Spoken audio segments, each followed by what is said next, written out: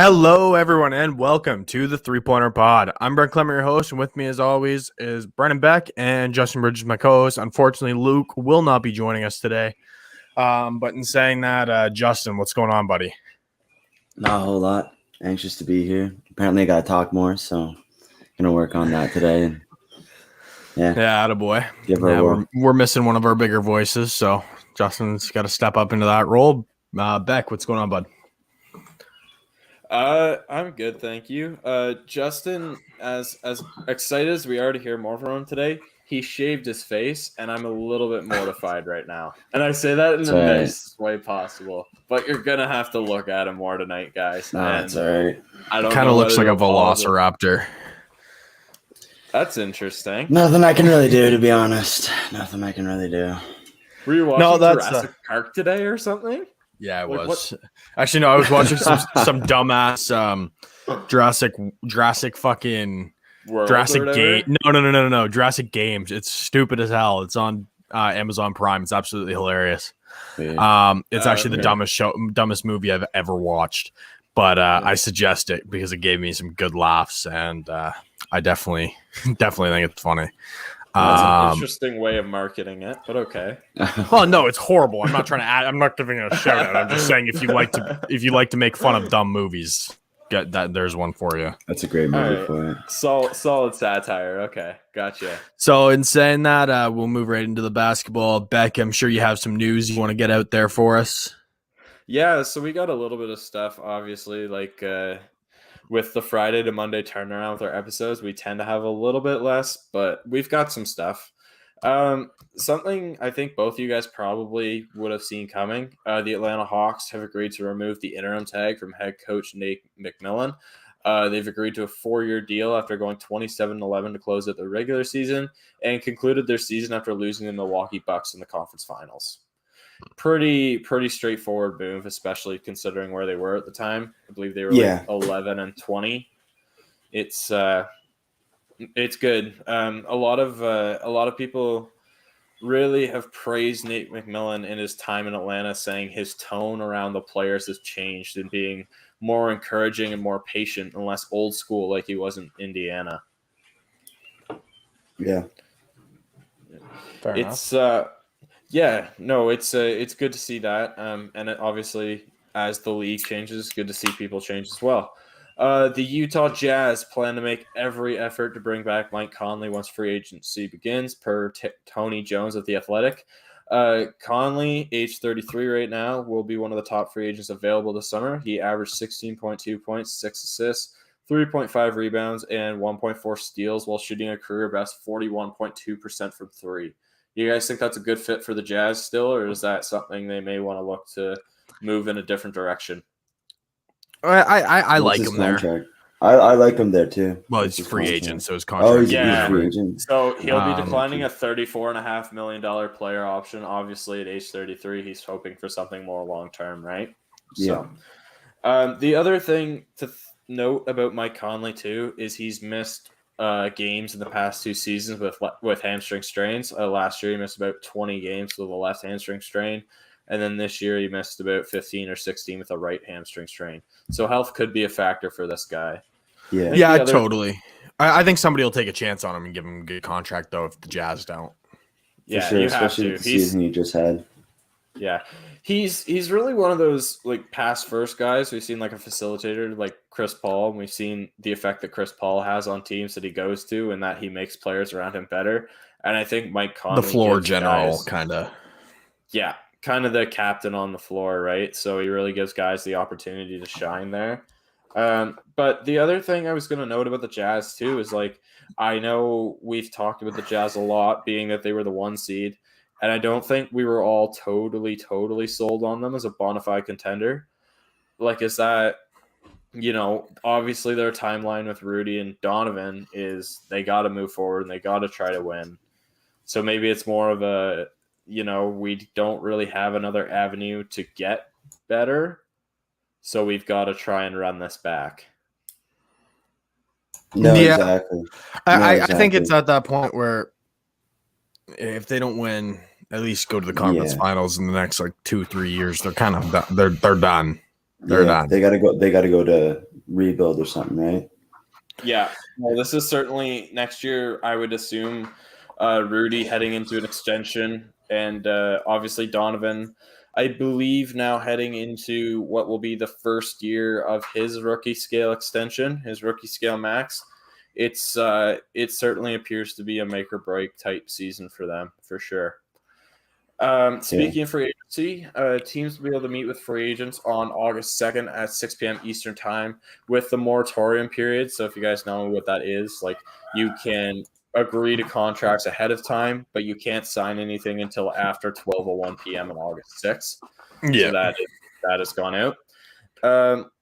I mentioned Chris Paul already. I will mention Chris Paul again. He has admitted that the extra rest time before the NBA Finals has been really good for him. After Phoenix closed out the Clippers, want to say, do you guys remember when this Game 6 was? For that series? 3-4 days ago. Not sure what day it was. Yeah. So 6 days would have been a Wednesday. So having closed out the series Wednesday and Game 1 going Tuesday, Chris Paul admitted that he played through partly torn ligaments in his right hand during the conference finals with the Clippers. It's probably something he's not going to recover from, but he has battled a lot so far in this postseason in terms of injuries. A little rest, but yeah, a little rest can always help. But rest. It's not something that's going to fix. It's not something that's like going to he's going to wake up the next day and be gone. Yeah, it's going to be changed, right? No, obviously he'll just. Well, I don't know, throw some ice on her. I'm not a doctor, but not a doctor. No, not a doctor, but obviously having that time, especially even just for aches and pains and soreness, is great. Just to have that time off to rest, especially when you're playing something as intense as the postseason. Giannis is having a private workout to determine his status for Game 1 of the Finals. It's rumored that he has made significant progress in suffering a hyperextended knee in Game 4 of the conference finals. He's back. You think he's back for Game 1? Yeah, I think he's back for Game 2. He's back for Game 2 for sure. Yeah, I'm thinking he's back. Game 2. If he can play, he's gonna play. Yeah. I think. I guess we knew that if there was a Game 7, it was pretty clear he was gonna play. That had already been out there already. But do you think maybe like given the performance they had in Game 6, they say, look, we don't want to risk this guy. They play again Thursday. That's what I'm saying. They leave him out for a game. Let the boys battle it out for a little bit. See how they do for Game 1. He comes back Game 2 if he's needed. I don't think there's a chance that the Bucks can win without him, though. To be honest. I think it'll be. I think they could make it close. I don't think they're going to beat a healthy Suns team without Giannis. To be honest, no. I get that they have a good team around him, and he does have but he's the game changer. He's the one that you need to step up and. But what do you think that series goes to? I think it depends on what Giannis plays. If Giannis plays in Game 1, I think it's Bucks in 6. I don't think that the Suns are going to win, but I think they'll easily get a Game 7 if Giannis doesn't play every game. Yeah, you're right. I mean, it's certainly in like the finals atmosphere where each team's playing probably their best basketball this time. It's so much tougher, especially to come back right in the middle of a series and then come back from a deficit. The other thing too is we saw it in Game 5 of the 2019 Finals with KD, and we saw what coming back early does. And we know Giannis is a bigger dude. So the only difference I have with this is that KD was like dramatically injured. Like he was like should have been out for until like halfway through the next season. Giannis is like day to day. That's where I'm constricted, where I don't think it's the same situation. I don't think so either. I'd say, you know what? I'd say it's more of a postseason day-to-day thing. Like this is probably an injury we'd see him out for like a couple weeks in a regular season. But obviously this is a much different time, and that's why I call it a postseason day-to-day thing. Because at the end of the day, right? There was no structural damage, correct? That's correct. So my kind of thought behind that is KD was structurally damaged and KD should have been out. KD was an idiot for playing, to be honest. He should not have played that game whatsoever. He shouldn't have walked on the court. He should have been walking around with a boot on. He like there's no excuse for him to play in that game, and the fact that the trainers let him play in that game is absolutely absurd. I don't think Giannis is the same thing because I don't think it's like where he's like, okay, he's partially torn his ACL or something, and like he could completely tear it. Yeah. That's not what it is, right? It's just he's probably in pain. He's hyperextended. Of course, it hurts, but he's like a Charlie horse almost. No, not even kind of. It's more so a calf, like what Katie had, a calf strain, is basically more or less. It's a strain of the calf. It's like pulling your groin, just worse, right? Yeah, it's in the calf.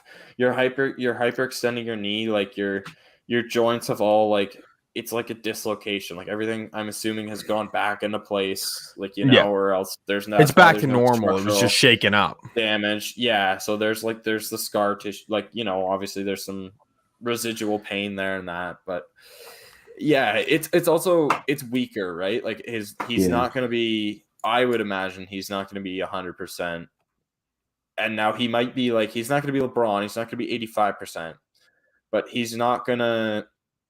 I don't know how much it'll hold him back, but I think there's just going to be a slight. I think there's that worry, but yeah, I think there's. I don't think they can sit him. I just no. In the NBA Finals, you can't sit your 2-time MVP. It's more. It's good for them at least that we're talking about this in game 1 and not game 5. Yeah, totally. Yeah, I agree, but. Yeah, the issue is if you sit him out. See, I don't think this is something that's going to go away in a week where there's that potential where he could injure it worse. So it's either if he doesn't play game 1, there's no I don't think he should play in the entire series because that's how bad the injury is. But it's not something that a day is going to fix the injury. Right. So I don't think that there's any reason to sit him. If he's going to play, he's going to play. And I guarantee Giannis doesn't want to sit out game 1. No, absolutely. In Phoenix. No, you're right. No, you're right. I think the point I was trying to make, though, is like as bad as it would be to see him miss a game, if there was ever going to be a time for him to miss a game, like in the finals, it would be game 1. It's right now, especially the way his team rallied around him after he got injured, right? Like we saw Bobby Portis step up. We saw Drew Holiday finally pick it up. Chris stepped up in a couple of games. That's why I was thinking maybe if in game 6. Yeah. Go ahead. If he wants to sit out a game and he was debating whether he was going to come back in the series at all, I think game 1 he sits out, sees how the fellas play, and then you know what I mean? Yeah. If he needs to come back, he can come back in game 2, and then he push it to game 7. Yeah. Chris and Drew were literally disgusting in that game 6. Drew Holiday looked amazing. He was in triple-double territory. And then Middleton was he was really actually off for the first half. And then in that third quarter, I think he had like something like 26 points. He was hitting shots, man. It's like a flip switched. And without him, I think they lose that game. I really do. Oh yeah. Or if he didn't step up. Sorry, go ahead. I think Chris Middleton reminds me a lot, not so much in the way he plays maybe offensively, but in terms of his role, really reminds me of that kind of pre-injury Klay Thompson, and a guy that I agree with that. Will catch fire for you on the offensive end and is going to give you steady, like hard-nosed defense. I think with Klay, obviously, like in a shot, we see it a little more consistently. But when Middleton gets going, man, like we've seen him outscore teams in the postseason on his own. In quarters. Yeah, no, and he did that in game 6, and I totally agree that he can do that. I think where him and Klay are different in the fact that Middleton has to get hot to be an impact, and if he's having a bad game, he's not that impactful. Like he's not that great of a. Not that he's not impactful, but he's not to the level that he could be. Whereas Klay, he's always got that jumper. He's always a threat. Middleton's just not really on Klay's level in that sense, but not in the shooting sense. Yes, absolutely. But Middleton's in the consistent game changer. Yes, if he's hot. For the team. If Middleton's hot, he can take over a game. Yeah. Klay doesn't need to take over a game to be impactful. He can take over the game, but he also plays really, really solid defense, and he hits that 3 ball better than Agreed. everyone in the league except for one person who happens to be on his team. Yeah, on his team. Yeah, and agreed. that's why they're like one of the best backcourts of all time, if not the best backcourt of all time. The best backcourt in the league right now. Yeah, and I don't think anyone's get close to that. No, I don't think it's a question. No. No. A bit of a different storyline, but the Harlem Globetrotters have stated their intent to join the NBA as the 31st team. Pardon me? What? The Harlem Globetrotters have stated their intent to join the NBA as the 31st team, stating they're so interested in joining the league, they're open to relocation if it means joining the league. So what are they going to be, the Compton Globetrotters now, or like what's going on? Are they going to like relocate? Like I don't want to hear that. I don't want that. The Seattle Globetrotters? Yeah, That's that's the one that I was kind of the Vancouver Globetrotters. Yeah. That's weird. Like I think it'd be cool to have a 31st I mean, team. yeah. I'd love to have an expansion team. I don't think it should be the Harlem Globetrotters. no. I don't I think know anyone. where- I don't think that name suits an NBA team. I feel like it'd be Oh, kind of a gosh, no. laughing stock. I wouldn't Like, mind they seeing them in obviously- Canada though. No, obviously Harlem, like the Harlem Globetrotters, like if in some situation this was going to happen. And look, let's be honest. The game that they play, the celebrity style basketball, just, trick shots, all that jazz, is completely different than playing It's not the same ball thing. from the NBA. It's Well, street ball where exactly. they You're do right. bullshit, and it's Yeah. not like obviously if they join the NBA, that's not what they're going to be doing. I don't. Yeah. I hope not. I hope No. that's not their intent. Because if that's their intent, No. they're going to get beat like But, 130 to 12 in their Wrong. first Oh, game. gosh, no, but like you won't. Yeah, it's totally different than like propelling their 5'4" Muggsy Bogues up to dunk. Like that guy's off the team. Like they Yeah. always seem to have a small guy. He's off the team. Like, you know what I mean? It's just I know what I you're think saying. their pull. I think the pull for like the Globetrotters would be the kind of the fan base. Maybe they do Yeah. travel fairly well. Like everyone. Yeah, Most people around basketball know like what the Globetrotters are. yeah. Well, that. some of them probably know who they are more than they know most NBA teams, and like Yeah. I'm sure they could have a fan base. I just don't really love them trying to become an NBA franchise. I feel like they were their own version of basketball that brought in fans, and now you're having this, Yeah. and it's kind of like I feel like they're like a halftime show. They built their own. Yeah. No. Exactly. And now you have them trying to join the NBA, and I totally get that it's not going to be Muggsy Bogues propelling himself, like getting propelled up to dunk.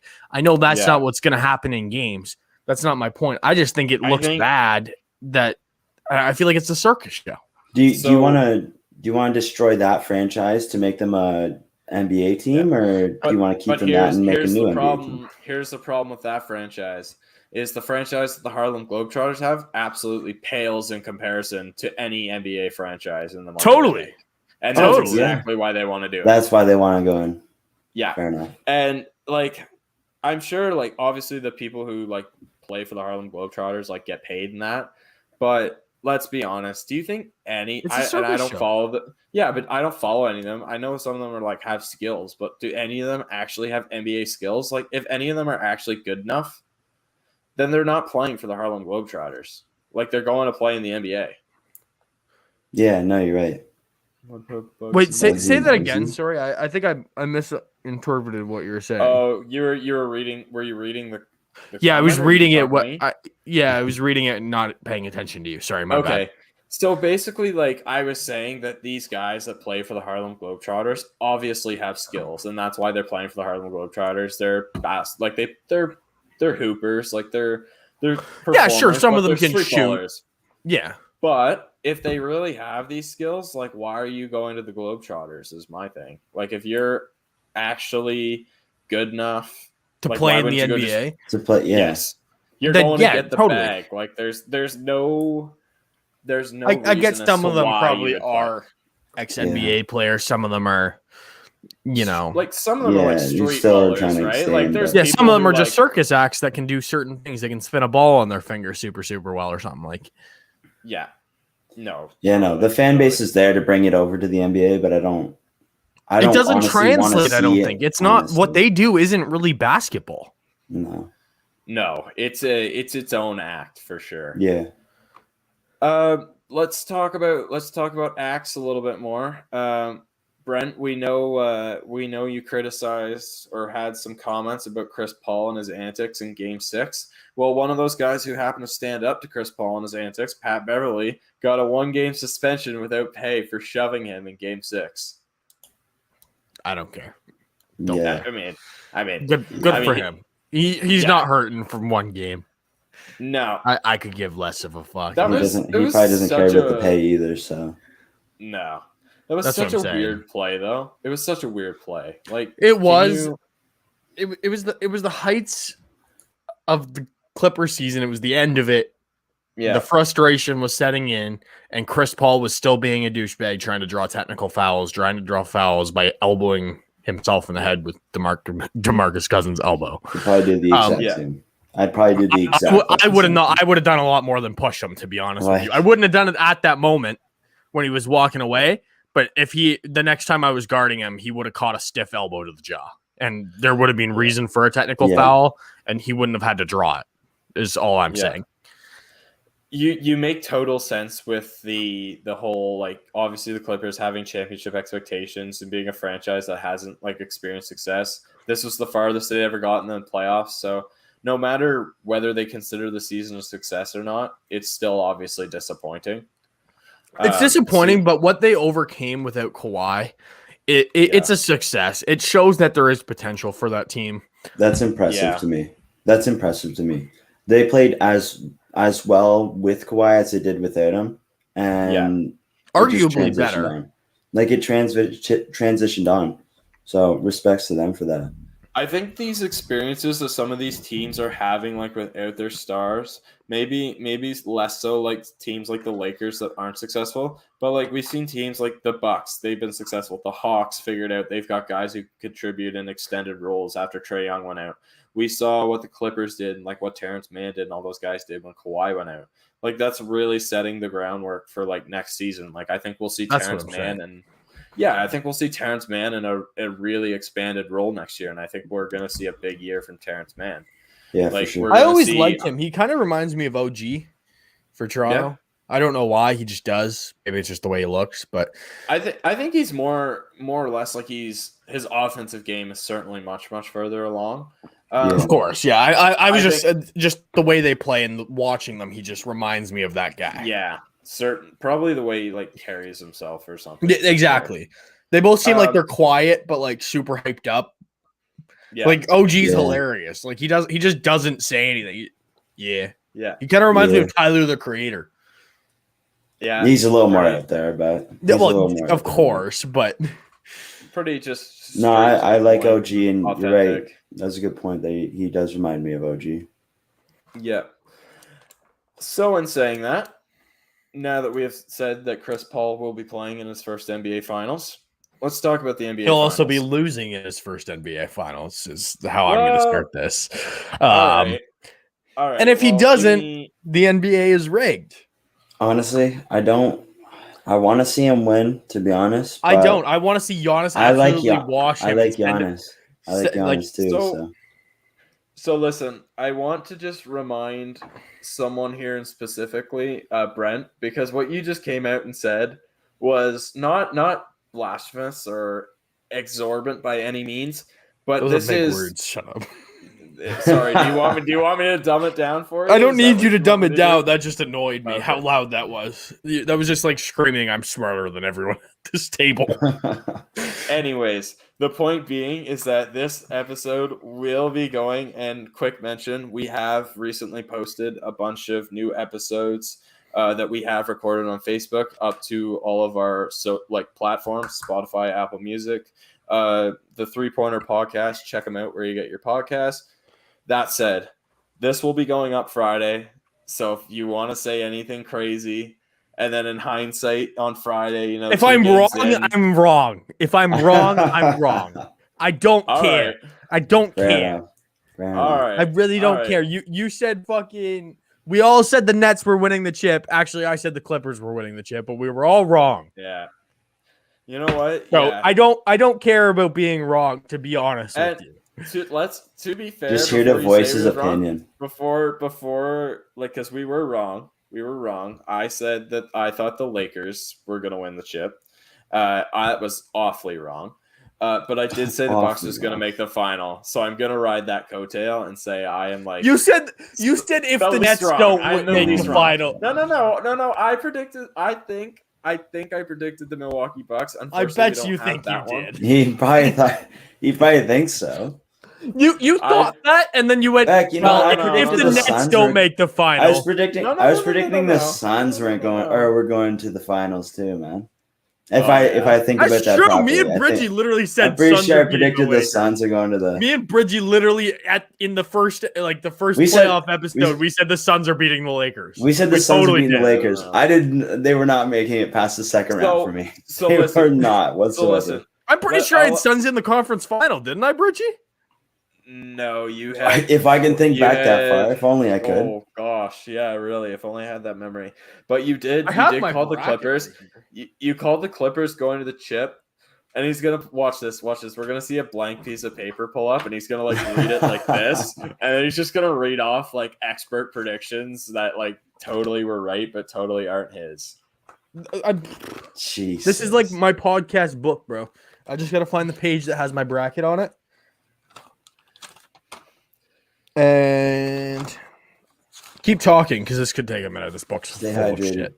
Oh gosh. Yes. Okay. Hydrated. Yeah. So a quick summary about these teams.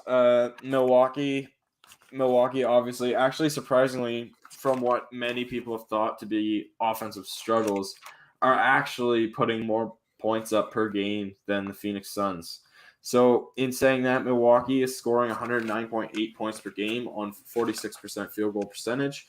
They are, however, shooting 31.1% from three, which is something they typically relied on in the regular season, taking over 35 attempts per game. However, they are compensating that and dominating the glass with a league-leading 12.7 offensive rebounds per game. I think they got 30 of those in Game 6. Well, yeah. It looked like they got 30 of them. Yeah. That also goes with 49.9 total rebounds, and then they're averaging 7.8 steals and 4.5 blocks. Defensively, Milwaukee has been one of the most impressive teams, if not the most impressive, before we talk about the Phoenix Suns. Giving up an average of 103.7 points per game while holding their opponents to 44% shooting and 34.4% behind the arc.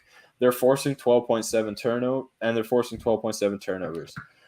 On to the Suns. The Suns are averaging 108.9 on 48.7% field goal shooting, 37.3 from three, 9.1 offensive rebounds, which is also a very strong number, and then 6.3 steals and 4.3 blocks on the defensive end.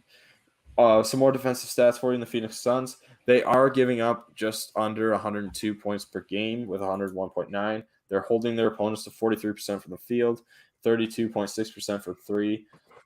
But however, they are allowing 10.1 offensive rebounds. That is something that Brook Lopez, Bobby Portis, and Giannis Antetokounmpo could look to expose. You just say Giannis. We won't. Yeah. Despite DeAndre Ayton's brilliance, or brilliance, I don't know. I feel like everyone just underrated him before playoffs, and now he's doing what everyone thought he should do. Look, DeAndre Ayton came in. His role has evolved over time.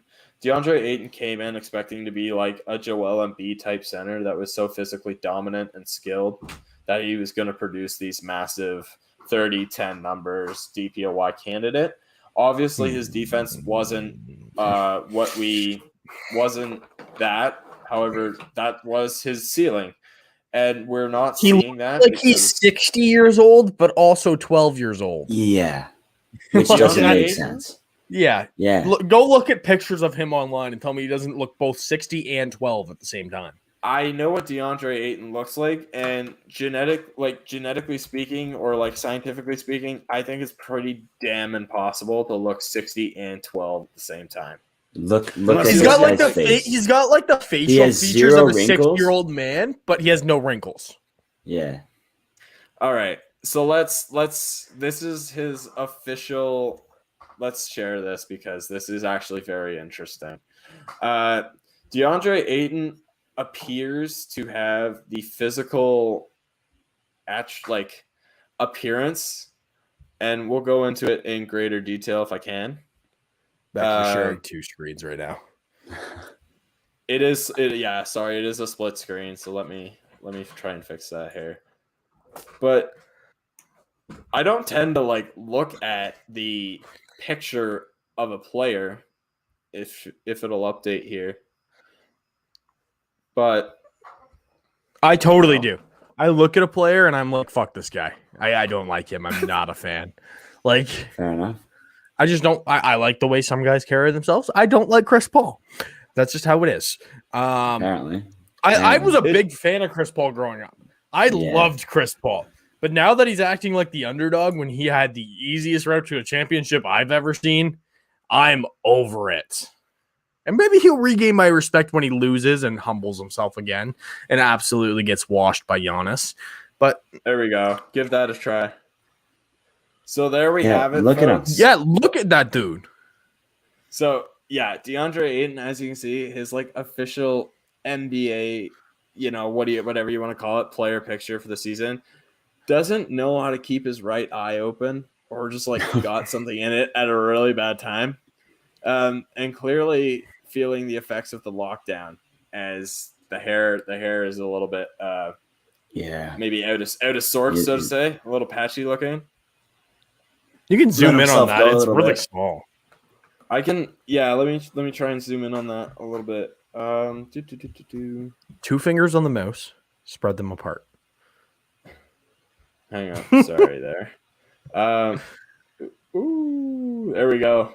Look at that dude. That's what I'm saying, though. Look, he looks like he's around 60, but he's got 0 wrinkles on his face. He also looks 12. To be honest, when I first saw him in fantasy, or not on fantasy, sorry, the first time I ever saw a picture of DeAndre Ayton and I didn't know who he was, I thought he was on a vet minimum contract. Same here, dude. I thought he was a veteran. I'm not gonna lie to you. All right, and a veteran of Vietnam. Wow. He's that old. All right, let's put it this way. DeAndre Ayton is someone who reminds me. He has the LeBron type beard, and if you take the hair away, honestly, would probably look like LeBron 2.0. He just needs the LeBron type hairline too. Look at that nose. Yeah, it looks like somebody stop chest compressed fucking nose.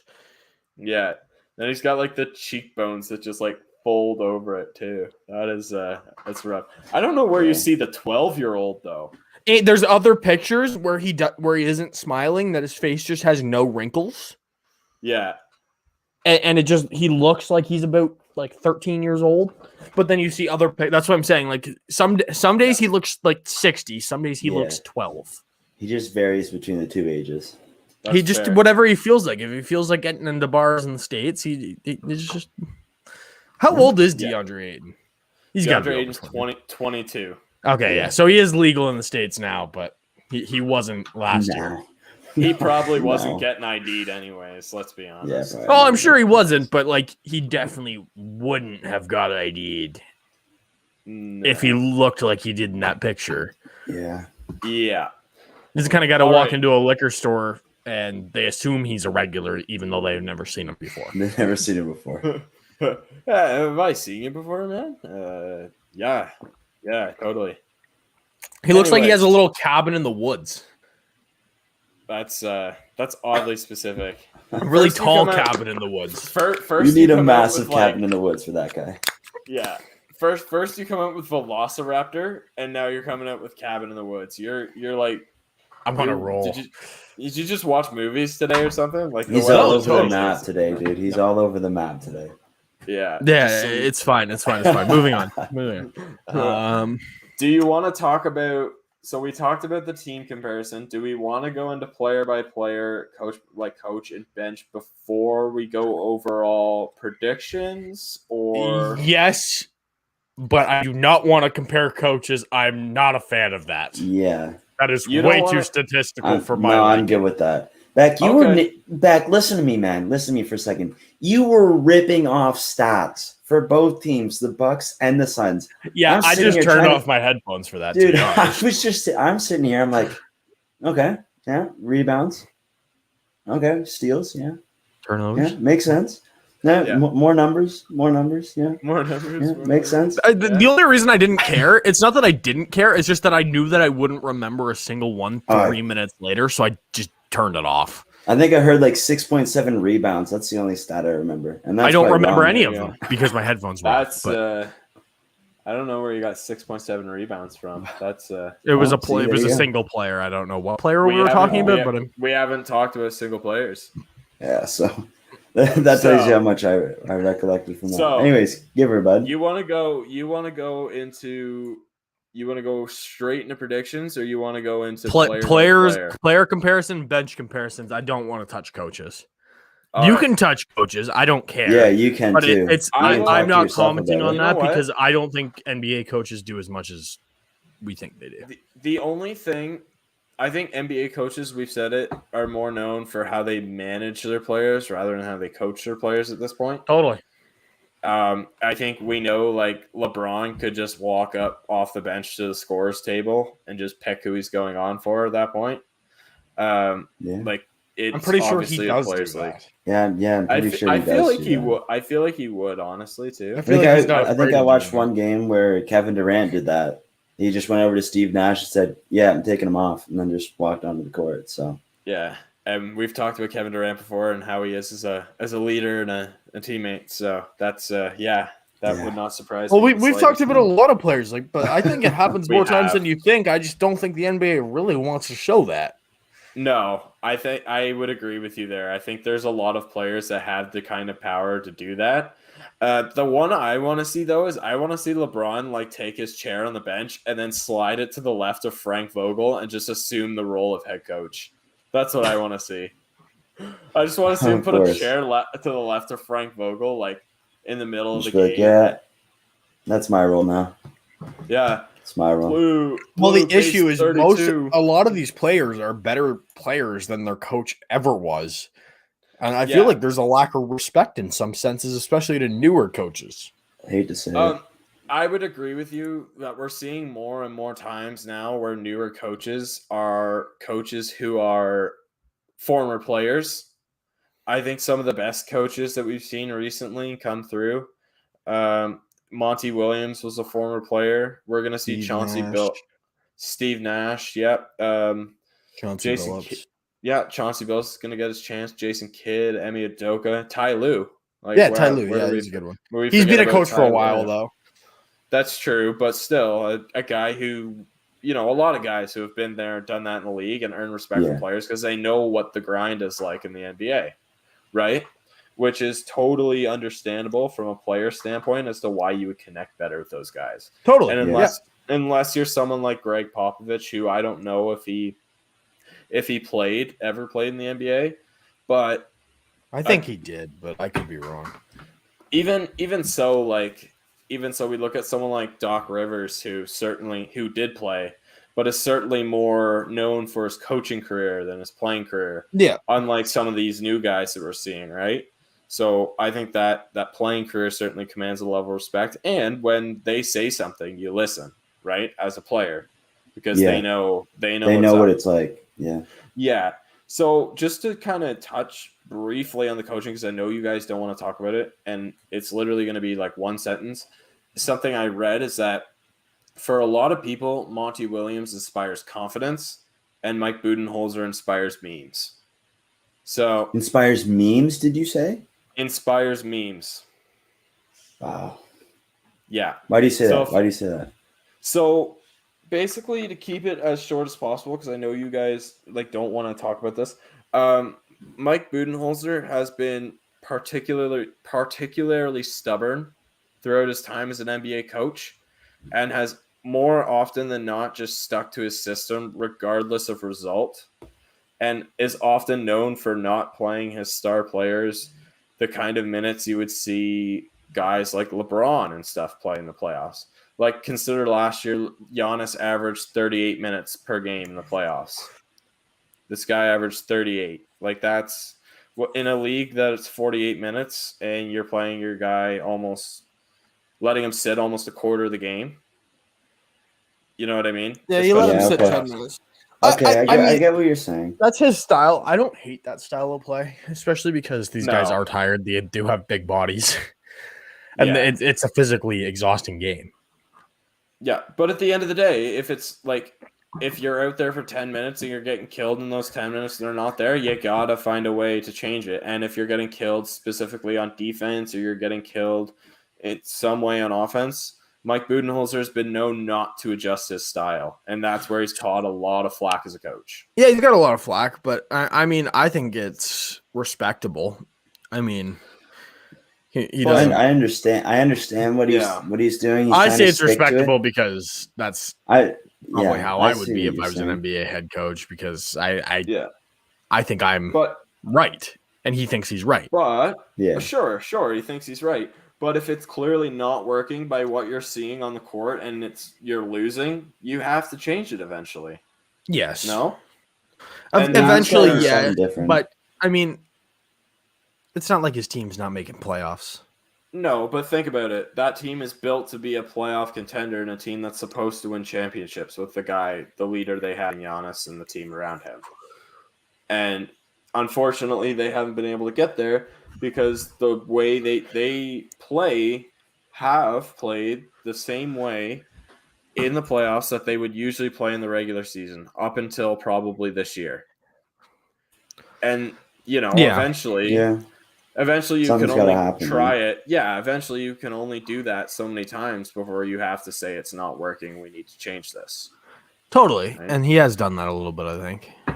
Yeah. And certainly he certainly began to do that in defensively, especially in the conference finals, where we saw much less switching on defense and we saw Jrue Holiday literally guard every single player on he guarded 1 through 5. Wow.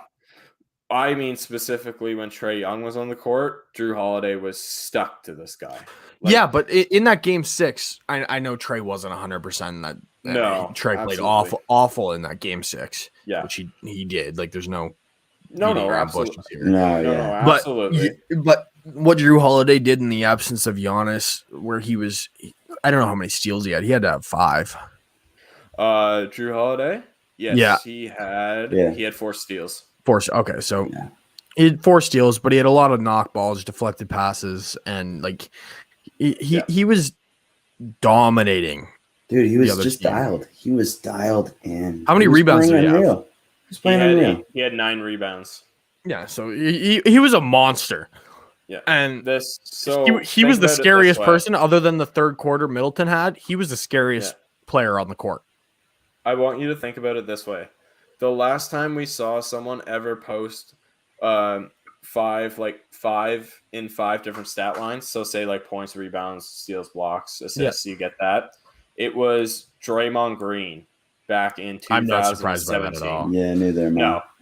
But we've seen and I'm not saying Jrue Holiday's Draymond Green, but the impact that Draymond Green has on a game isn't always reflected in his scoring, and usually it's not reflected in his scoring.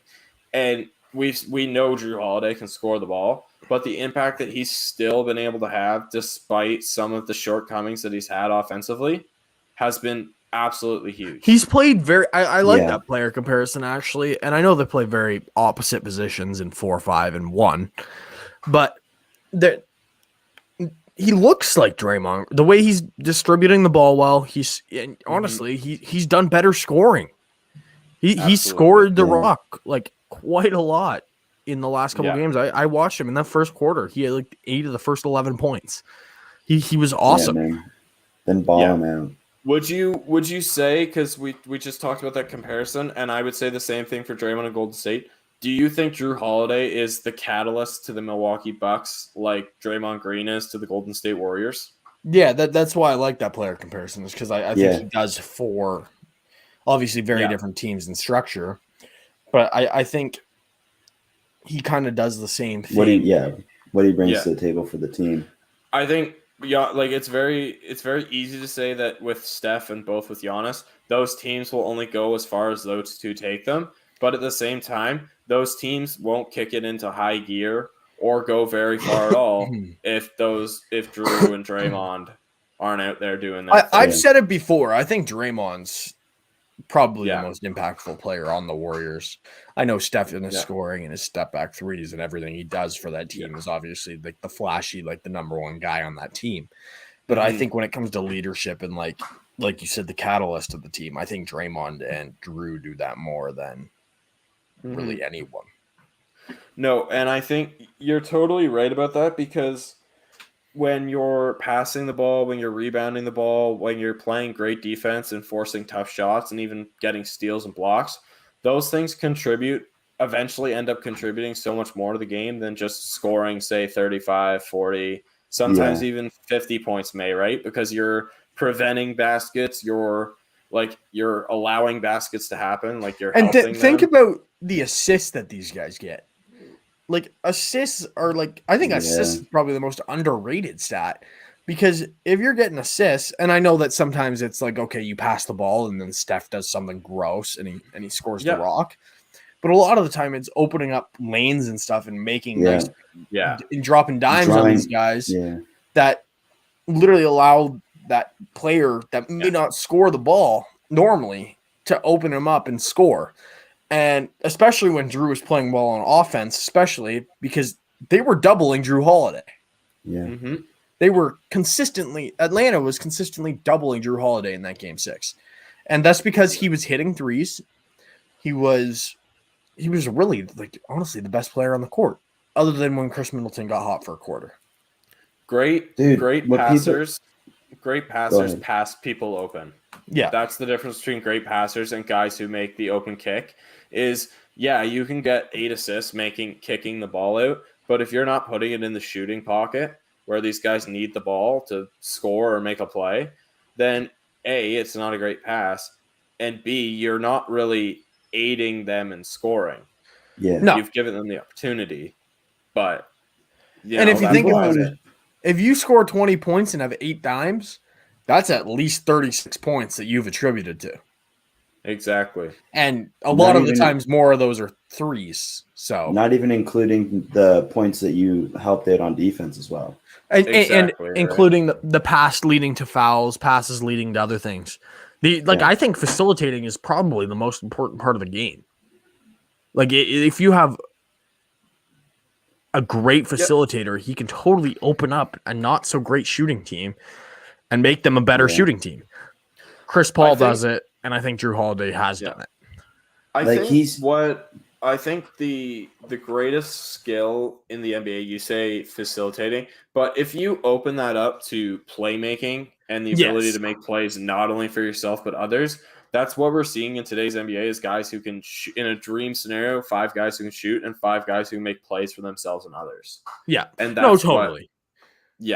And I think that's totally facilitating is absolutely, if you can facilitate for yourself and others, that's exactly what playmaking is. And that's why that skill is so valuable, is because it opens up so much on the court. Literally. But you basically turn yourself into 2 players.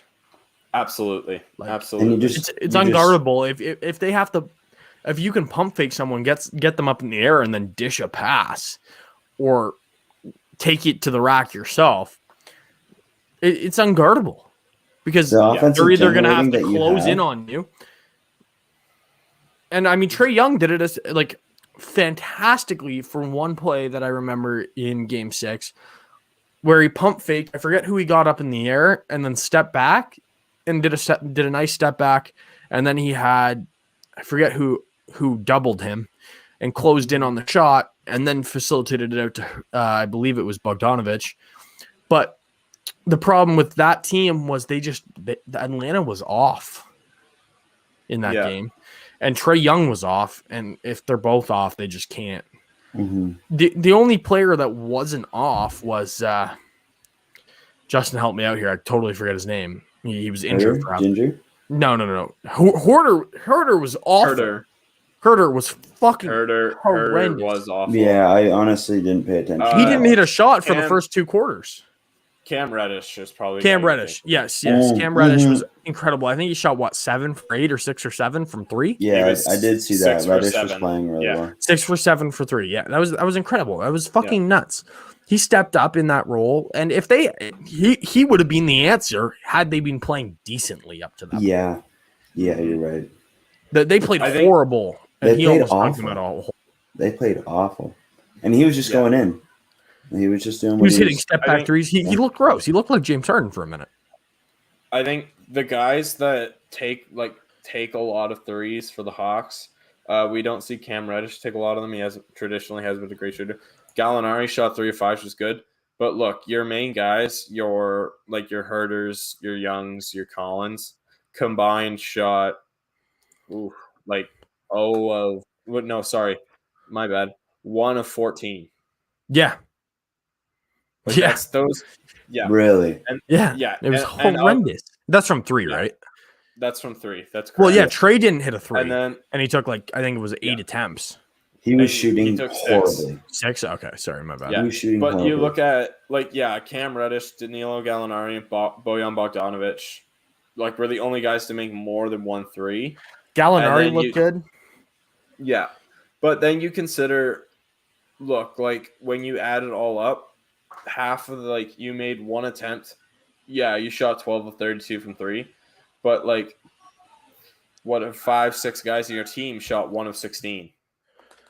That doesn't work. I'm sorry, because can you kick it to you're not gonna, if you're trying to force feed Cam Reddish, he's gonna miss, he's gonna get cold. Same thing with Gallo. Yeah.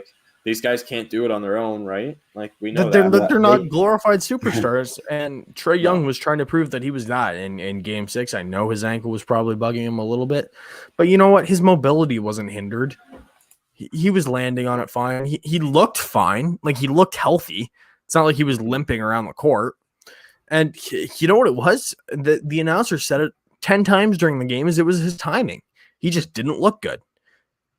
And he looked off. I mean, it happens all the time. Guys have off games, but when you're going into that Game 6, do or die. You can't have an off game. You can't. No, you can't. You really can't. Especially that's your moment when Giannis isn't on the court. So that's why Atlanta wasn't a threat, is because they didn't have those guys that could step up and play an entire game and win a series, because they didn't even win a game when Giannis was out. They couldn't win Game 6 against an injured Bucks team. I'm sorry, I don't think the Bucks are the best team in the NBA. I don't think they're maybe top 3, but they're skill wise, they're not there. And who, the Bucks? Yeah, without Giannis, they're horrible. Without Giannis, no. Without Giannis, no. Absolutely, they're not. No, that was the part I missed, but I have to agree with you. Without Giannis, they're not really even they'd be a playoff team, but they'd be more like a 6-7 seed guy. They're more of a. They're at that point. They're similar to what the Raptors are at this point. Exactly. Kawhi. Yeah. So but. In saying that, and in summary, the Atlanta Hawks clearly have a bright future ahead of them and really stepped up this time, but also a very, very expensive looking future now too. Yeah. So I don't think this playoff run helped them. No, it'll be interesting. It'll be interesting to see where they go from here. I think if anyone's in a position to add talent, it's got to be the Atlanta Hawks this offseason. In terms of what they have trade-wise, I think the trade market's the way to go for them. Probably, yeah. Even free agency. Yeah. But shifting back to the finals, I'm going to basically take you through each individual matchup in the starting lineup, and you guys can give me a name, and then maybe I will read some stuff off to you. How's that? Okay. Sounds good to me. As Brent holds up his plastic empty 6-pack 12ers rings. Yeah, so expect a lot of intelligence coming from the top left side of your screen here. Just wait till Friday. I'll have 3 of those rings. Yeah. I'll be back in uno momento. You guys can handle this for a minute. All right, back, giver. All right. Virgie, I will take you through how about this? I'll take you through every single individual matchup, and we can explain them sort of in what you see from a basketball standpoint. And then I will talk to you a little bit about, by the time hopefully he gets back, we'll take him through the same thing. And then we can explain it more from a numbers sort of standpoint as well. All right. Sounds good to me. All right. So I think the first one, and probably the toughest one, is Jrue Holiday or CP3.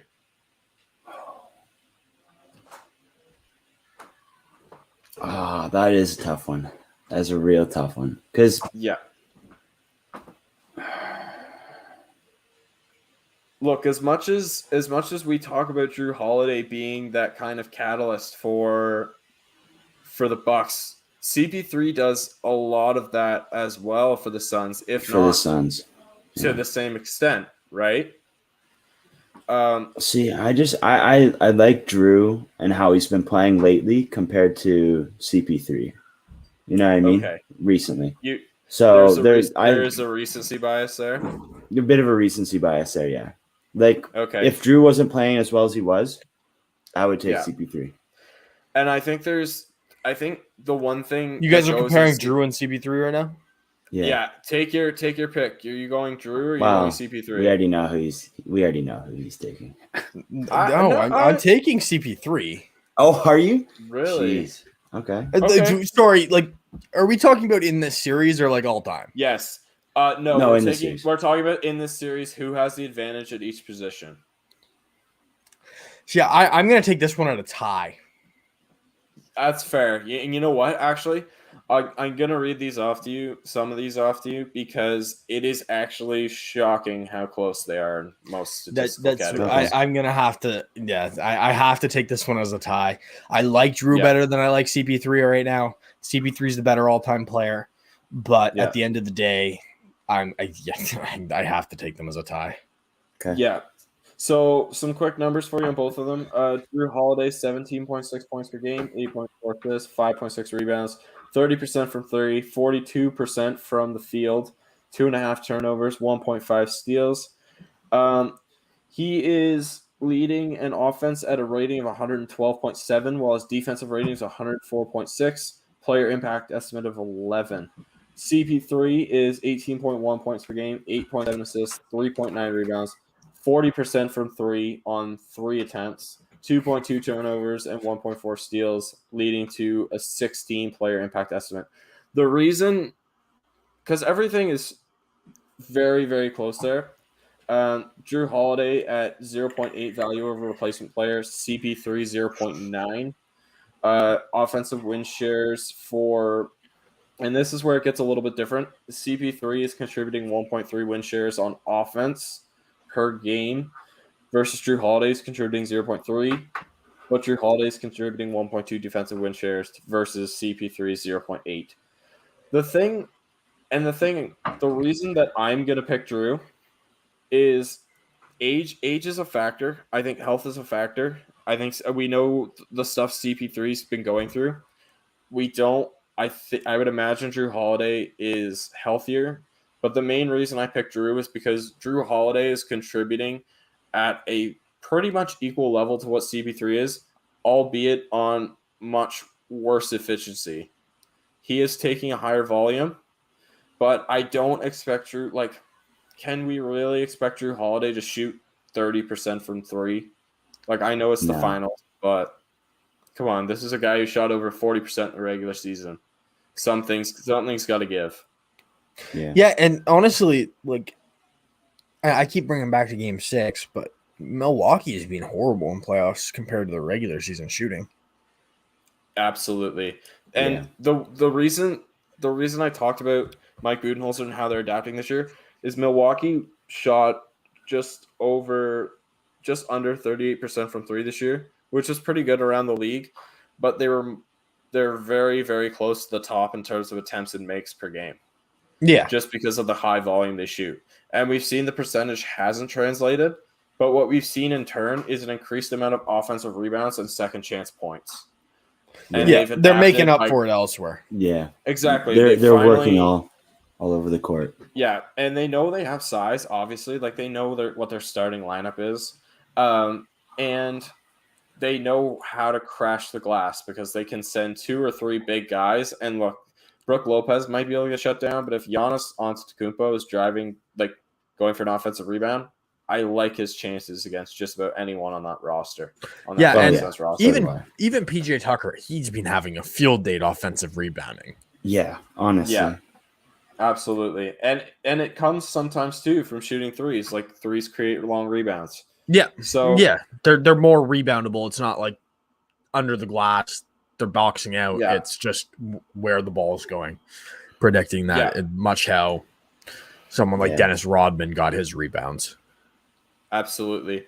The thing I think, going back to Drew and CP3, and I mentioned why I take Drew, and honestly in that matchup, I would take Drew. I think CP3 is at a point in his career where his age restricts him. We've seen better defense from CP3. Well, he's led the league in steals a couple times, hasn't he? Absolutely. No, we've seen some times where CP3 could have very well been a defensive player of the year. And he's been first team all defense in the past. So the reason I take Drew Holiday is age. And also I like health. Drew Holiday's chances. Yeah, health. And I like Drew Holiday's chances of breaking out. So do I. So do I. And stepping up. And CP3 is obviously it's not like he's going to be bad in the finals. I mean, maybe he's horrendous. Maybe he just. But I think CP3 is either going to be the best CP3 we've seen this year or the absolute worst. And I think even if he's the best, I think Drew has the capability to kind of almost, even if he can't shut him down, slow him down a lot. And I think what's around CP3 isn't as good as what's around Drew. Especially if Giannis comes back. Well, if Giannis doesn't come back, I'm taking the Suns in the series. But I like what you said there, Brent, and I think that's a good place to leave that matchup. Moving on, and this one, we're going to the 2-guard, and I think it's going to be pretty obvious. I think I know what you're both going to say right away. Devin Booker, Chris Middleton. Okay. I'm going to let Justin go first, and then I'm going to let you go back before you say your stats, because I'm going to come off the wall a little bit here.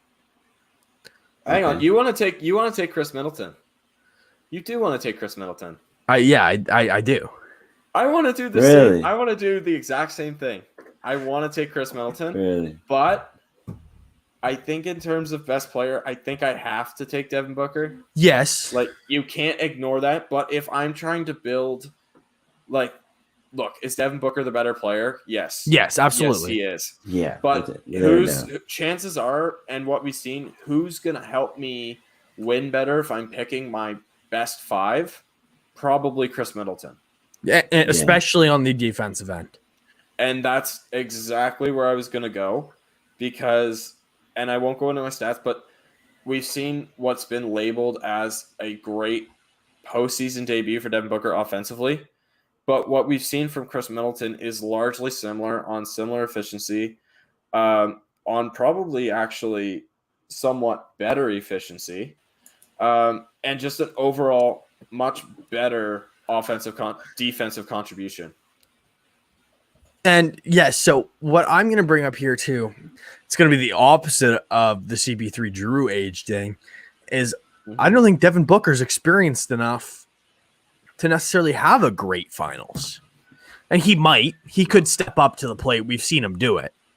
But I like Chris's chances of being the more dominant player 2 ways down the court than Devin Booker. Sure, Devin Booker may have the odd game in the finals. He might have 2 50-point games or something, but he's not contributing as much as Middleton on both ends of the court. And I think that's what it comes down to in this matchup. I'm not saying who I'd rather build around on a team, but in this finals matchup, I have to take Chris Middleton. Yeah, no, absolutely. The other thing I think about too, when we see Devin Booker's, like, look, I think we've seen it level out a little bit where we've seen some games from Devin Booker where, like, he's shooting 44% from the field, which actually, like, isn't, sorry, incredible. Pardon me. Yeah, 44% from the field. and 34% from the three. Not incredible. No, both of them, No. like, not even close, but, like, below league average for sure. And we're starting to see maybe some more empty, and this was a criticism of him earlier in his career, empty calorie games, where he's putting up these numbers, but it's on less to good efficiency. Yeah. And it's also he has these games where sure he's the guy that's stepping up, but is he the guy that's going to carry them to a win and or finish, to at least to a series win? And I don't think that he's going to do that in like a game 6-7 scenario. Whereas, sure, in game 3, they might be down by 20 and he might go off and bring it into a close game and have a 50-point game. He might not even win them the game, but he could have 50 points. I'm not going to distribute what he can do, but I don't think he has that winning mentality yet. The other thing I want to say, because I think it's been true for just about every team that Milwaukee's gone up against, the Milwaukee Bucks individual defensive talent is a factor. And we're going to see more attention paid to Devin Booker in this series than we have in any other series, strictly because Milwaukee has the ability to do that. Totally. And it may be different if Kawhi was healthy for the Clippers, but he wasn't, and we didn't get to see it. And you know what? The Clippers still held Devin Booker down pretty fucking hard. I mean, he did have a broken nose and had to wear a mask. I don't really care about the mask and broken nose, to be honest. I know it's the NBA and players are soft, but I mean, it's the playoffs. Guys, I get your nose hurts, but at the end of the day, it's a fucking nose. Yeah. That's fair. Exactly. Fair. I was going to argue with you guys, but now that you say like all those points that you did, but the defense and everything like that, not much I can say. But honestly, I'm going to still take Book.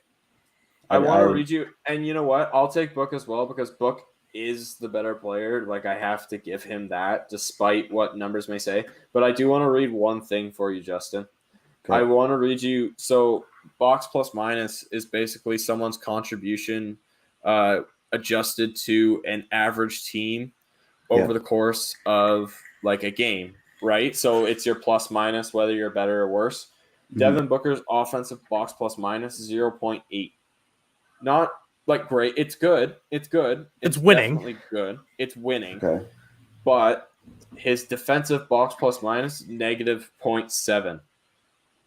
So when you almost evens out at 0. Yeah. So when you consider that this guy who's been your lead option throughout the playoffs has really been a net, and don't get me wrong, Chris Paul's box minus the word you're looking for, much better. The word you're looking for, and I hate to say it, average.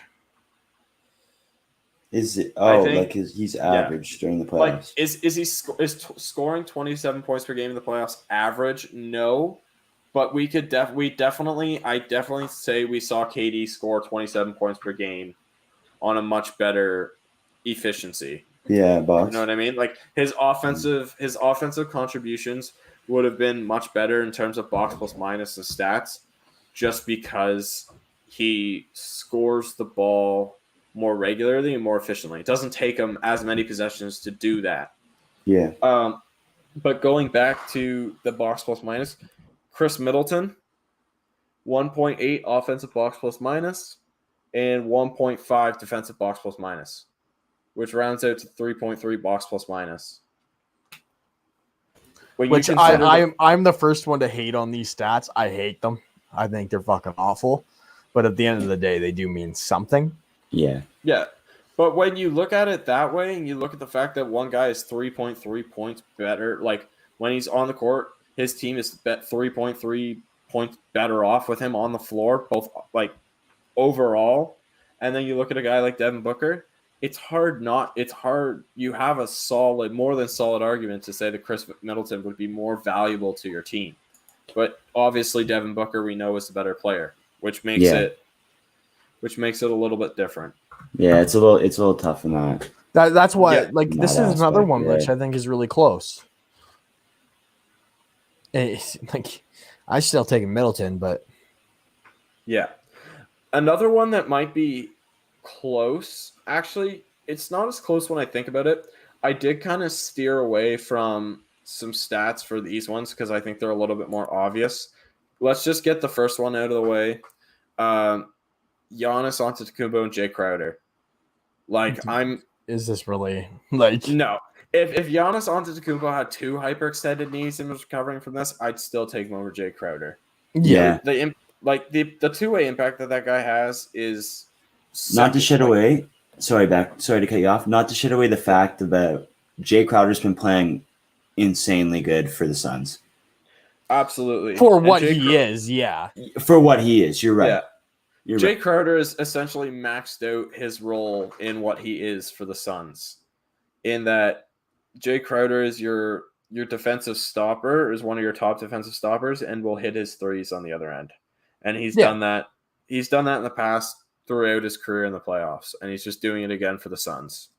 Yeah, but he's been super valuable. Totally. But he's been really, really good. But it's when you're putting him.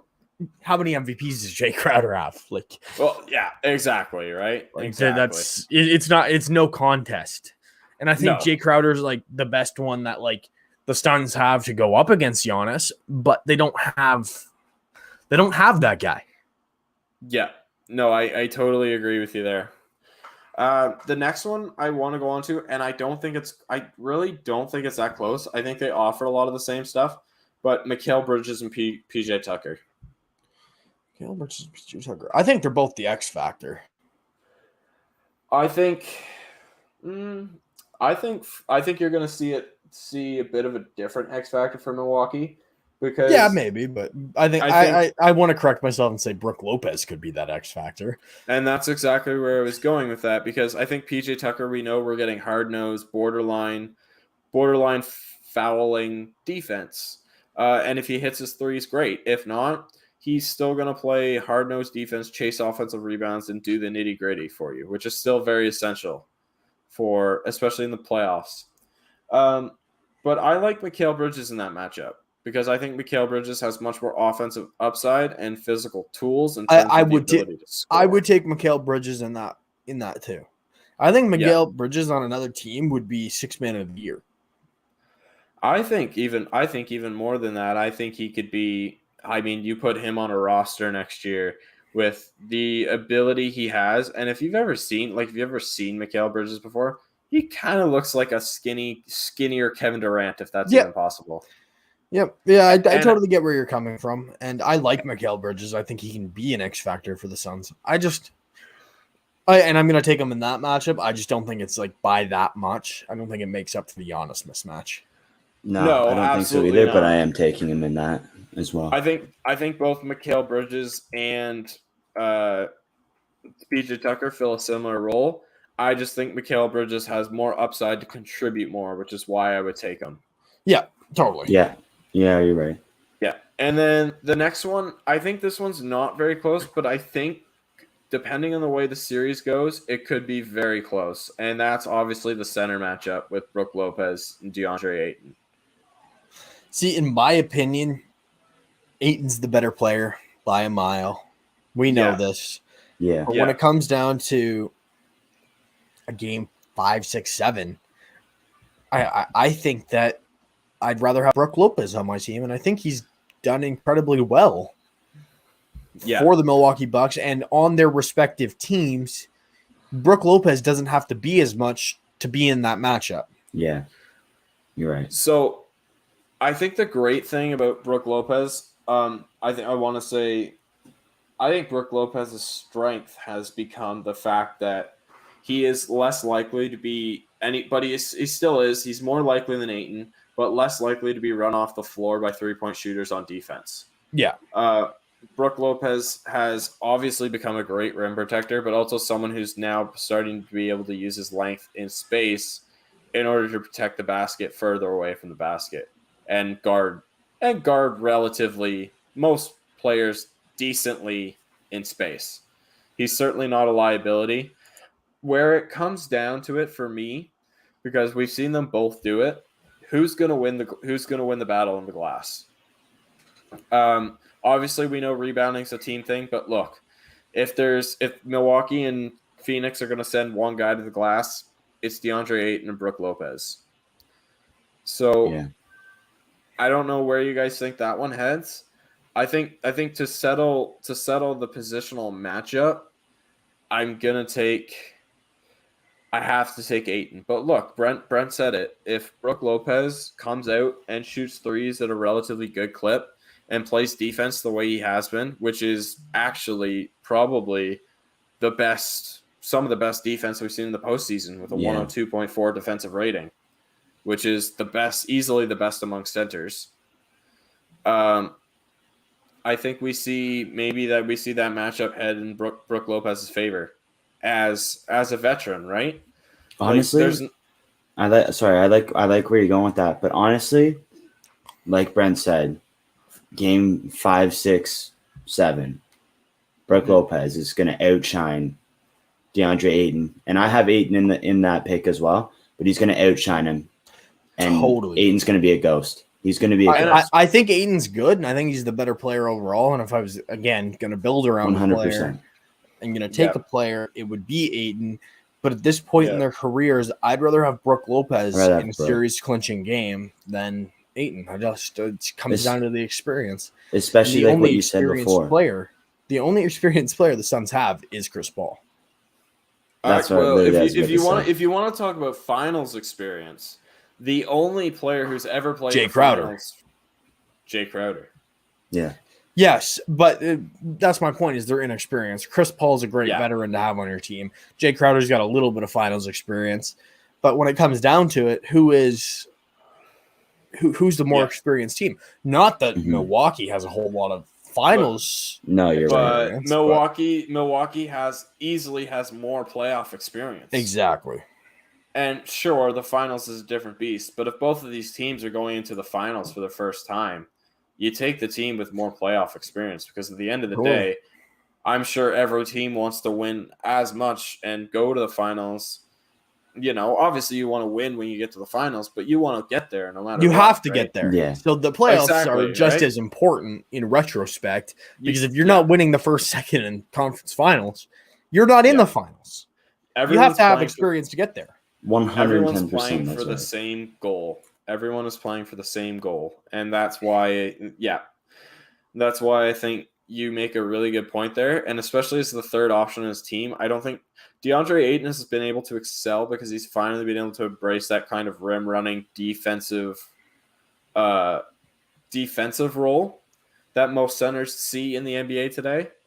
And I think that's why a lot of people are saying, oh, DeAndre Ayton's breaking out, which sure he is. Statistically speaking, he's scoring the same amount of points, have great efficiency, and being way better on defense. But at the end of the day, Ayton's only 22 and is much more likely as a young player to fall into mental lapses. Yeah. Which in a series like in the NBA Finals can cost you. Which is why I think you make a great point about those Game 5, Game 6, and Game 7. Yeah.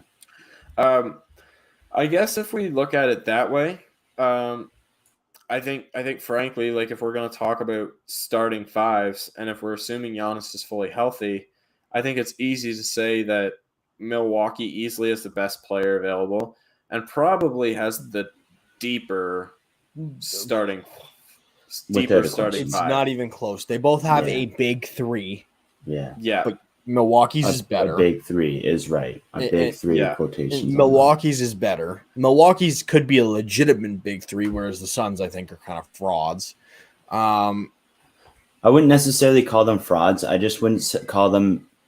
I wouldn't call them a legitimate big three. I don't think going into the season anyone saw Devin Booker, Chris Paul, and Ayton as a big three. I honestly, if anyone called them a big three at the start of the season, you look at them and say, yeah, you're an idiot. You're an idiot. Yeah. It's much different now. Obviously, we've seen what they've been able to do in the playoffs, and that's been a huge thing for a lot of players for the Phoenix Suns. But yeah, I still think they're frauds though. Like that's just. I think you can only be fraud. I think you can only be frauds so much. Like, look, we know the injury luck, we know that, and we know how much it happened. But eventually, you have to play well enough to an extent to get there. Totally, I agree with that. But like, I know Milwaukee's played tougher teams. Like, no, I think the Suns have earned it. Other than the fact that they've had easiest matchups, right? I think I mean, they they're did play the still a good Lakers team. and Clippers, but They were LeBron not healthy. 100%. Let's be honest. Yeah, AD they were not healthy. out. Kawhi But out. did they still work for it? Yeah. You know what I mean? They still got there. They still pursued. So I wouldn't go to the extent and call them frauds, but I wouldn't go to the extent and also call them a big three either. No, I think.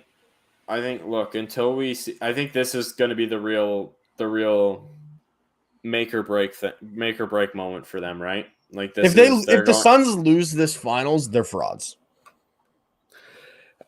I think we're going to see the Suns if Chris Paul's back. I think we're going to see the Suns be very competitive again next year. I think we'll see them be a top 4 seed, conference semifinals at least. Top 4. If I say they're going to be a top 4 seed, I think they're going to be number 4. Okay. Yeah, I think they'll be a number 4 too as well, to be honest. Do you think – and look, I think if you're going to call anything about the Phoenix Suns fraudulent, it's the fact that Cam Payne is their 6th man and was better known for, like, I don't know what – he was just dancing with Russell Westbrook. You know what I mean? Like, that – I love that story because you love to see a guy find success after adversity like that because he's been huge for them. He has been awesome. I'm not going to lie. He's been incredible, yeah. But that kind of brings me to the point about the bench. Like, I'm not really – like, we know Milwaukee's bench is razor thin, but I haven't been sold on the Phoenix Suns bench either. But I have to go with the Phoenix Suns bench strictly because it's deeper and they have more options and more reliable bodies. Player to player. So their Suns 6 man is obviously Suns 6 man would be Cameron Payne. So if we look at the bench for – I want to go like top 3 bench players. You want to go top 3? Top 3. We can go like let's 6 go to 4. 7. Let's go. Okay, 6 to 8. Sure. So 6 man, we got Cameron Payne. 7, we got Cam Johnson. 8, we got Torrey Craig, and 9, we got Dario Saric. All right. I haven't liked him this playoffs. Yeah, Dario Saric. Yeah, let's be honest here. him. I mean, I'm not a Dario Saric fan either. That's that ship has sailed for me too. And this is where it gets interesting for the Bucks, obviously with Dante DiVincenzo's injury. That did really push some guys up a slot. So we're looking at I'm gonna put Bobby Portis as the 6th man for them now. Yeah.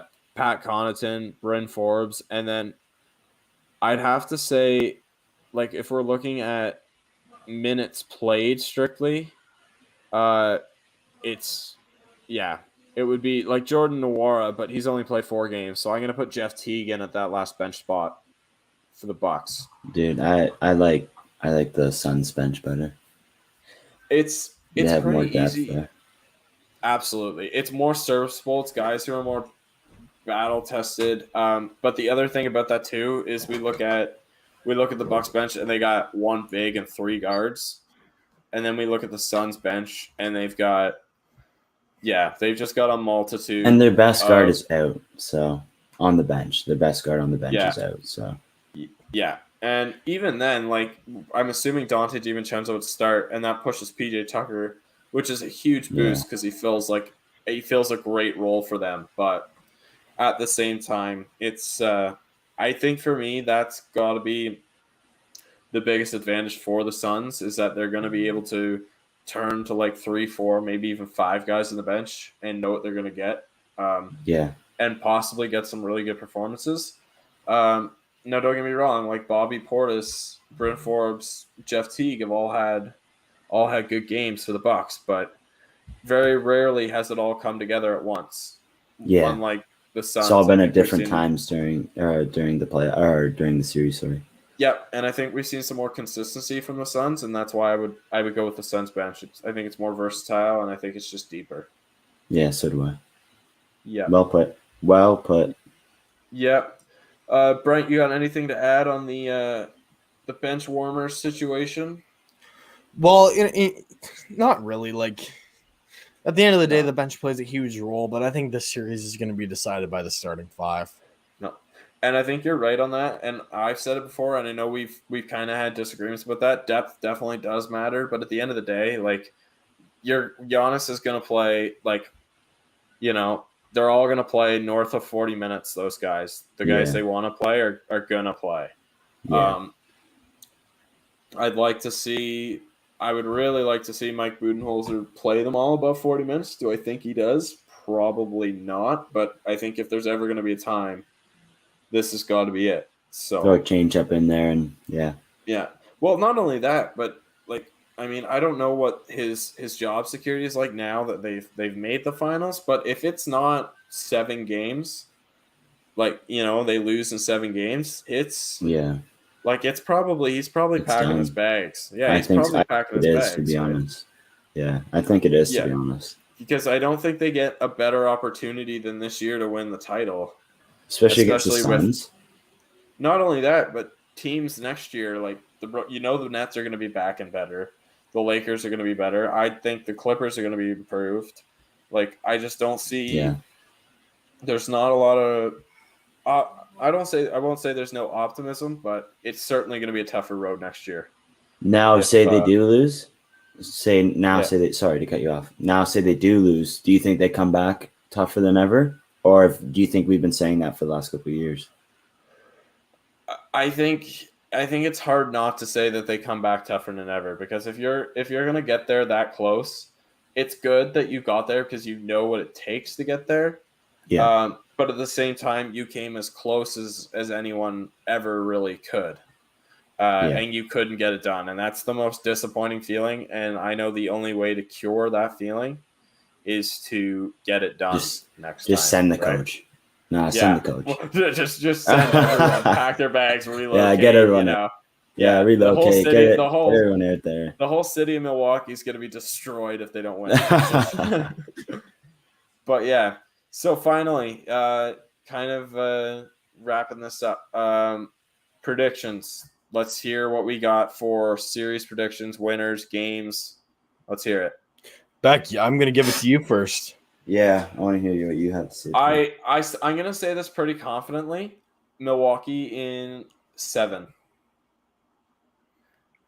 I think confidently, I'm going to say I do like the chances of Milwaukee winning, because I think Milwaukee has another gear, and I think finally, with the opportunity for some teammates to shine without Giannis, I think there's going to be a lot of confidence going into that. Even Drew Holiday said it. It's like we feel like a true team now. Like, we feel like a good team because we've been able to pick it up. Yeah, they feel deeper. They feel better, right? They know they can push to that other gear as a team. And Giannis's return obviously is only going to help them. So I feel confident in saying that Milwaukee's going to win. Games is always one thing, but I think you're the finals, you're 2 teams. Like, your Phoenix is obviously hot. Milwaukee obviously playing well too. I think it's going to go 7. I think it's going Milwaukee. Fair enough. No, that's a good prediction. I like that. Yeah. I'm going to take one game off of you, though. And I'm going to go Milwaukee in 6. Although, I'm going to say this. I do want the Suns to win because I want CP3 to grab a ring. But I like the Milwaukee Bucks too much. So I'm going... CP3 vet minimum to the Nets next year. Yeah, you think so? So, Justin, I don't hate that you want CP3 to win a ring. But right now, I'm stuck between... I believe I sent this into the group chat earlier, and I'm really, really stuck between. Sorry, I'm just about to quote this. Do I want Booker and Ayton to get their rings, or Giannis to complete his first ballot Hall of Fame resume and wash CP3? And I'm going with the latter on this one. I want Giannis to absolutely wash CP3. I don't think this guy needs a ring. This guy just proved to me that he's a fucking dick. I don't like him. And great player. Definitely a top first 5 Hall of pointer. Famer. Yeah, no question. But I no longer have any respect for him for this playoff run. Don't hold back, Just don't hold back. Just let it all out. You'll hear all about this on Friday when the episode comes out on like all the platforms and stuff. Suns go up. a couple of games. The podcast is See, the thing is, this playoffs has proven to me that I don't care who goes up in a series. I'm Fair still enough. going with my original prediction, which is Milwaukee in 5. Yep. All No, right. I agree with that. I agree with All that, right. to be honest. Milwaukee in 5, you said. Milwaukee in 5. Oh, say holy Milwaukee in jeez. 5. Okay. Now that's with the expectation that Giannis plays from the Game get-go. 1. If Giannis doesn't play yeah. game 1, I have Milwaukee in 7. Okay. Okay. All right. Yeah. That's interesting. And I think that might be all we have, no? Yeah, I think that is all we have. And in saying that, we will cut off this episode here. Make sure you go check out the OCS network pages. You can check them out on Facebook, online at oldcitysports.com, spelled OLDE, citysports.com. Our schedule is up there now, and you can check that out. It will be updated as we get more stuff going on in the summer, maybe some YouTube stuff. Not sure what else is going to be out there. On July 11th, the Rumble Fumble live show is going to be coming out. Beck is a co-host on that. Going to be filling a pretty similar role to what he does here for us, I believe. And it's going to be an awesome show. They're going to get some NFL guys out there. Sorry. And as always, check out Flyers Alley, the Dusty Buttes, and anything else that you see on our network page. Once again, we don't want to get paid by you guys. We want to get paid by the people who let you watch these things. Facebook, YouTube, Twitch. So if you want us to keep doing this, give us a like, share us to your friends. And if you like us, you'll like the rest of the shows on the network. So in saying that, guys, appreciate all the love we get from you guys, and cheers. Cheers, boys.